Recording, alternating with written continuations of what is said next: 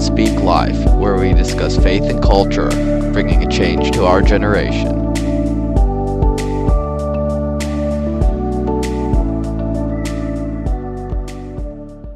Welcome back to Teen Speak Life. This is episode 4. We discuss faith and culture, bringing a change to our generation. Today we are going to discuss traditions and truth in relationship to the holidays because Christmas is right around the corner. So first off, we're going to start with a question. What are some of your holiday traditions? My family loves going and seeing the drive-through lights. Ooh, yes. My family, we make cookies most years. And all of us go on a vacation to a skiing place, which is awesome. I have the same traditions. As me. And then our fourth person is not here today, so... Okay, so in what ways are traditions important? What do they symbolize? Why do they become traditions?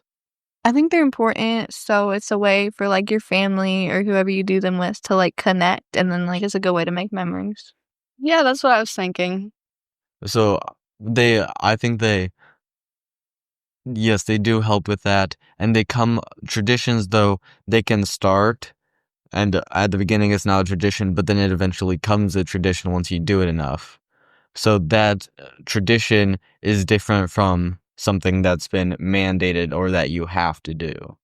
It's fun and consistent. Consistency is good.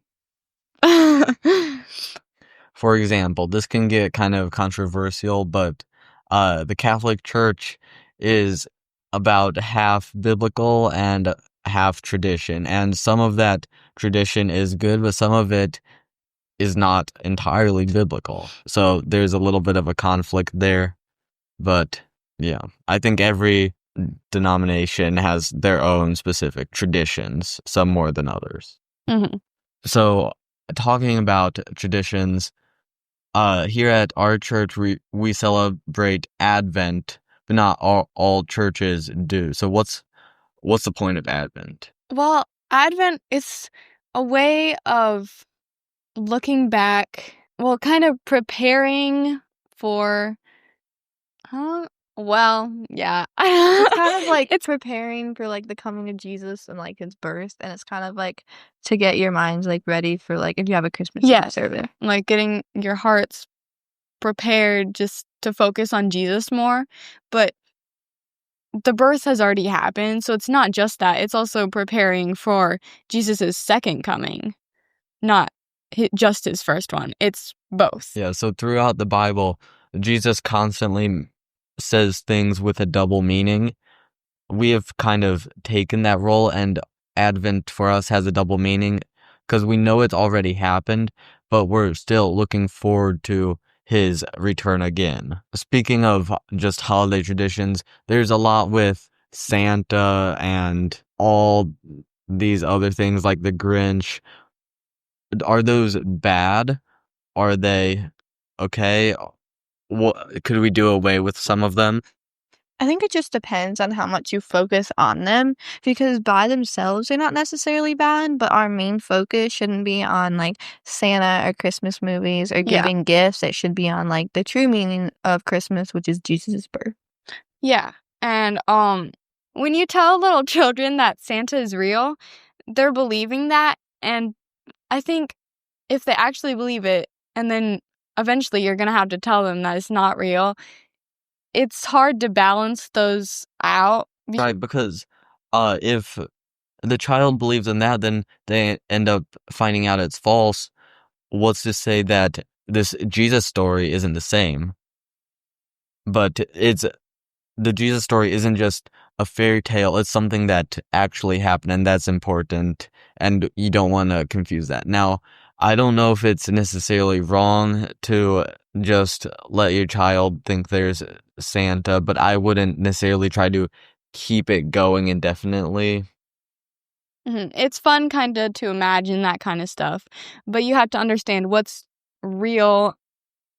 Jesus, everything he did, his birth is completely real, more real than we probably usually imagine. But Santa, he's fun and everything, but he's not real. Right. And if you let your kid believe it when they're still young and like elementary school and stuff, that's okay. But if they're like into middle school or high school, that's a bit much. Santa does have historical origins, though. Oh yeah, let's talk about that. What do you know about Back in the olden days. Saint Nicholas, who is his story has kind of evolved into what we now know as Santa, but he was a Christian bishop, and he was known for generous gift giving, especially helping like the poor and Children. yeah. And I think that's really cool. It's great to be generous. So in this case, that's where the tradition started. And the tradition has grown into this massive thing, and now it's gone away from Christian roots into a more secular-based society. Yeah, depending on which country you come from and which history, the story of Santa Claus has definitely evolved with different names and stories. But they all kind of focus on like helping people, specifically children. And I think that's great. Psalm 37, verse 26 says, "They, the righteous, are always generous and lend freely. Their children will be a blessing." So, St. Nicholas is a prime example of this. I mean, obviously he wasn't perfect, but he was very generous. And connecting it back to Jesus, God has given us all these blessings and stuff, and they're not actually ours. We're just stewarding them, holding them for him. So, and since he's given us so many blessings, we are free to give generously because he has given so generously to us first. Yeah, so one of the reasons I love giving gifts to other people at Christmas is because to me it's a way that I can show that God has given me the gift of his son at Christmas, so now I can give some of my stuff to other people, even though it's a much lesser gift. Do you guys have any ideas about how we could create a more Jesus-centered Christmas? I think just like switching our focus, like off of like instead of being so focused on like gifts for people and Santa and like traveling and all that stuff is fun, but it also shouldn't be our main focus. I think no matter if it's Christmas or sometime else, we always need to go to the Bible more than we usually do. Like, there's so much time in a day, but we spend like 5 minutes or less in the Bible, and I think we need to go to it more. Advent helps with that. Advent services, it helps us put our focus on Jesus and what he did for us. So if you're tired of reading just like Matthew and Luke and the typical Christmas story, some other ways you could renew your interest in that is you can read John. It has a very different Christmas story. You might not even recognize it as a Christmas story, but it talks about the incarnation, and that's basically what the Christmas story is. There's also, if you look in Isaiah, there's a bunch of prophecies that you can try to fit them together and see how Jesus fulfilled them in the incarnation. I just want to know how important the incarnation is, because when you're God, you can't, it's amazing glory and everything, and then you have to come as a little baby on earth and grow up like a normal kid. Like, what a smart baby. You get hurt, you get sick. See, but was Jesus... Well, he was fully human. Yeah, he was fully human. He had to learn. He didn't have like an infinite IQ. And then, we could also discuss the Trinity with this, but that gets really complicated. Because God is still fully God. The Son is fully God and fully man. But they're the same. But God, the Father, is not human at all. He's beyond what we can understand. Anyway. So Merry Christmas, guys. I hope you have a great Christmas. And don't go caroling. Hey, we still have to do the song. Yeah, And- that's true. And then we'll do our Christmas outro. And don't put actual candles on your real Christmas tree. Bad idea. Someone did not. No, that's what they all used to do. Oh, yeah. They didn't have fake. Lights are much better. Set Okay. your Christmas tree on fire. Okay, so today we're gonna be listening to a clip and then reviewing, saying our thoughts on the song "You Still Love Me" by Grace Collective. So even when I make my worst mistakes, I know this truth will never change. You still love me. You still want me. Once a child, always yours. Every moment still secure. 'Cause nothing can undo.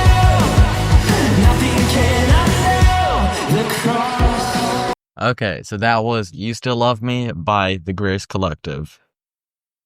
What are your initial thoughts? I really love this song because I think it shares a really awesome message on how even with all the bad stuff that I've done, Jesus still wants me and he still wants me to be his child.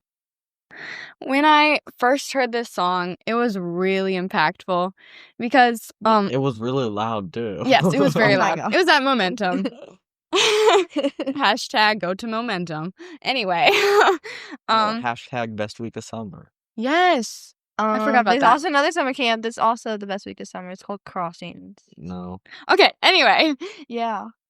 it was really impactful because being a Christian since birth, you get told over and over that Jesus loves you and it kind of becomes meaningless, but not really, but kind of less flavorful. It makes Jesus loves you seem kind of dull after a while. This is the new Jesus Loves You song.